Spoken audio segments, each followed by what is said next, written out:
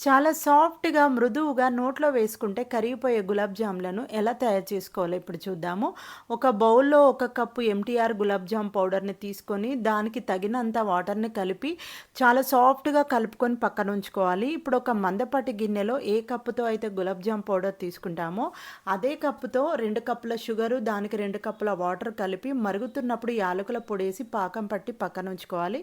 ఇప్పుడు కలిపెట్టుకున్న గులాబ్ జామ్ పిండిని తీసుకొని క్రాక్స్ లేకుండా చిన్న చిన్న ఉండలు చేసి పక్కనుంచాలి. ఇప్పుడు స్టవ్ మీద కడాయి పెట్టుకొని డీప్ ఫ్రైకి సరిపడా ఆయిల్ వేసుకొని చేసి పెట్టుకున్న గులాబ్ జాములన్నీ మీడియంలో పెట్టుకొని అన్నీ డీప్ ఫ్రై చేసుకొని పక్కనుంచుకోవాలి.